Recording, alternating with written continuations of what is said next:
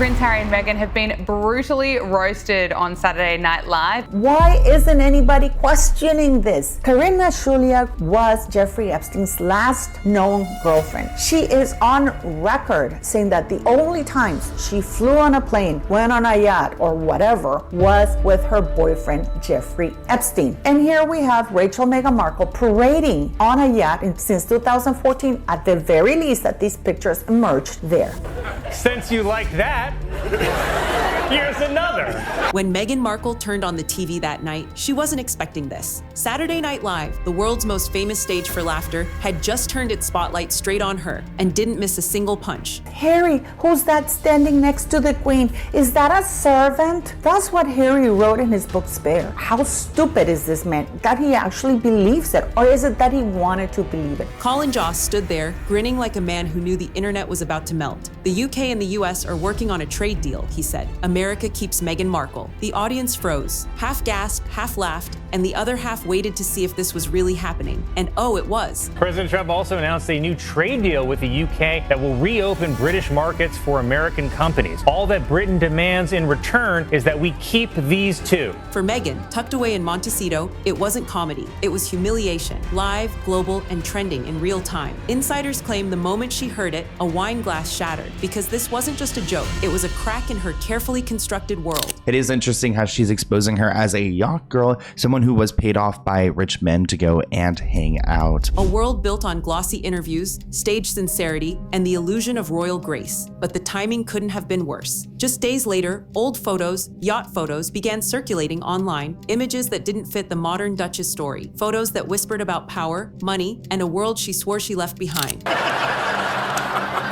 Suddenly, the internet wasn't laughing with Meghan, it was laughing at her. And as memes exploded and rumors reignited, one question burned brighter than ever. Was the world finally seeing the real Meghan Markle? Because what happened after that SNL joke made the royal scandals look like children's bedtime stories. And this is sweet. Meghan Markle said she has a finger they can use if they need it.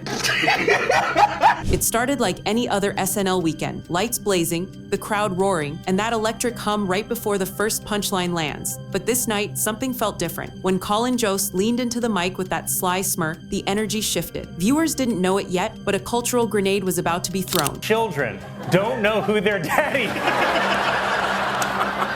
His delivery was effortless, too smooth to see the knife beneath the laughter. The line, sharp, casual, perfectly timed, landed like a royal slap disguised as comedy. The crowd hesitated, then erupted, half in shock, half in delight. It wasn't mean, exactly. It was worse. It was true enough to sting and public enough to echo. Meghan Markle was known as a hardcore yacht partying person, ready for anything. Many of you have seen this picture already. You see that there's Meghan with her Cayuna hat. She is a yacht.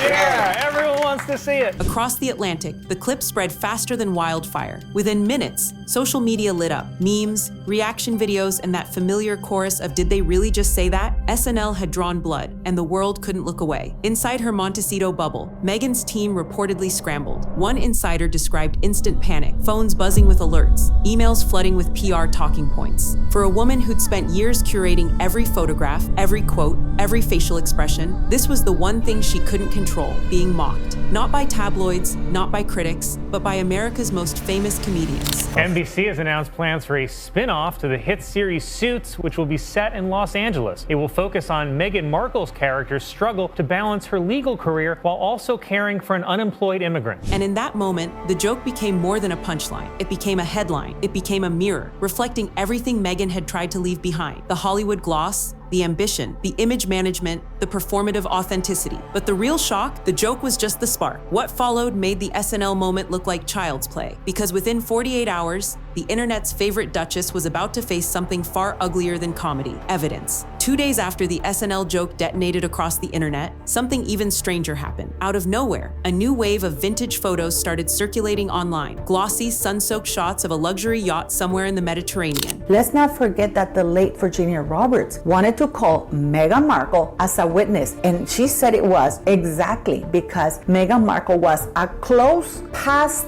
associate of Prince Andrew and and would have seen or participated or been around whatever he was doing. The images were cinematic, champagne flutes glistening in the sun, bronzed figures lounging in designer swimwear, and one woman at the center, poised, laughing, camera ready. The resemblance was uncanny. Was it Meghan? The internet couldn't decide. Some swore it was her, others said it was just another brunette socialite. But what really got people talking wasn't the face, it was the timing. These pictures didn't just appear, they arrived like a perfectly timed counterpunch. Within hours, hashtags exploded. Forums dissected every bracelet, every strand of hair, every camera angle. People began connecting dots that maybe didn't even exist. Suits era, mystery yacht, exclusive invite lists. Suddenly, Meghan's past life wasn't just under a microscope, it was being redrawn by strangers with opinions and internet access. But here's where it gets messy. Some claimed these images had circulated years ago, misidentified, dismissed, forgotten. Yet their return, right after that SNL joke, felt too precise to be random. Was it a coincidence?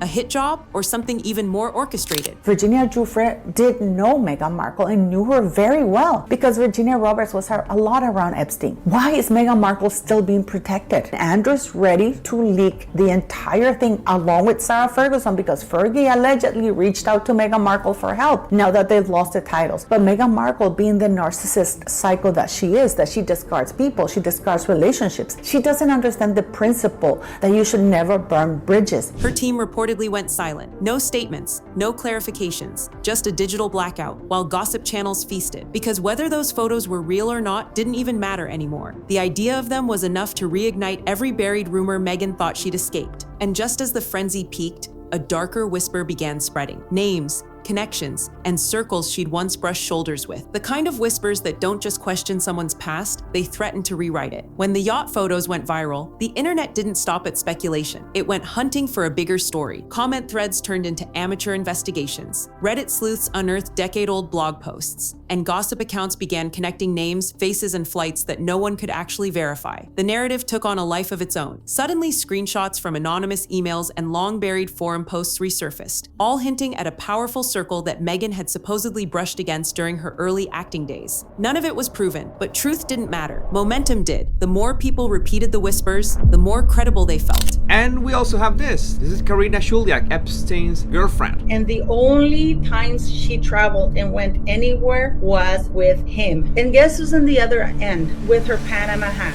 Traditional outlets stayed quiet, unwilling to amplify unconfirmed noise, but that silence only fueled conspiracy culture. Creators on TikTok and YouTube filled the gap, stitching together fragments, inventing context, and presenting speculation as revelation. The comment sections read like courtroom transcripts written by fans, emotional, chaotic, and unrelenting. Inside Montecito, sources say the mood grew tense. Meghan's team monitored keywords, filed takedown requests, and watched as every deletion spawned 3 new uploads. The brand she had built on empowerment and control was being reshaped by strangers she couldn't reach. What fascinated observers wasn't whether any of it was true, it was how fast digital mythology can overpower reality. A whisper online can become an echo chamber, and that echo can sound louder than fact. And as this new digital wildfire spread, one question lingered over every trending hashtag. Could she reclaim her narrative, or was it already too late? Because the next phase wasn't about rumors anymore. It was about image collapse. And here we have Andrew, with whom looks like Marcus Anderson. This is in 2001, when Meghan Markle would have allegedly been on 3rd year. Meghan Markle hardly spent any time at Northwestern University. For years, Meghan's public image had run like a perfectly edited highlight reel, sunlit charity shots, flawless podcasts, every word wrapped in the language of empowerment. But the online storm changed the rhythm. The polish that once dazzled started to look more like armor, and viewers began to see the seams. Every photo op, every polished interview clip suddenly drew side-by-side comparisons with the chaos unfolding online. Commentators weren't mocking the old rumors anymore. They were analyzing her strategy. How could someone so carefully in control let the narrative spin this far out of reach? Even fans began asking why she hadn't simply addressed the noise head-on. Her brand had always been about transparency, honesty, vulnerability, self-belief. Yet the louder the internet grew, the quieter her channels became. The TIG relaunch teasers, the lifestyle projects, the carefully timed press appearances, all paused. It felt like watching a luxury car stall in the middle of a highway, while millions recorded on their phones. Marketing experts began to weigh in. When authenticity is your product, silence feels like guilt. That single line started trending on X within hours. The idea spread. Maybe the Duchess who once spoke her truth was now trapped by it. Listen, I brought Meghan Markle, whatever her name is, to my Deal or No Deal celebrity golf tournament.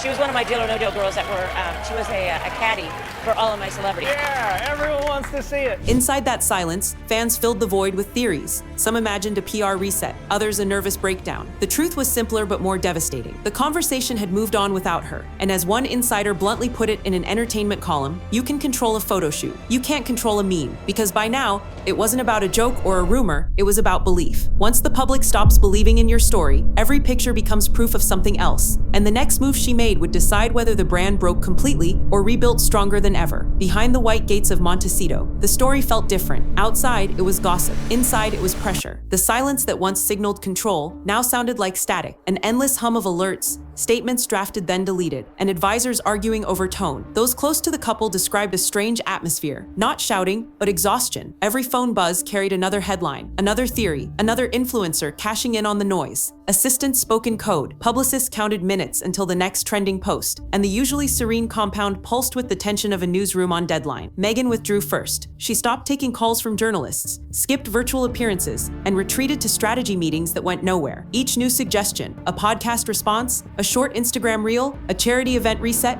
died on the table. The risk of saying the wrong word outweighed the hope of saying anything right. People of Montecito have made it pretty clear, particularly in the Vanity Fair article, that they're sick of this too.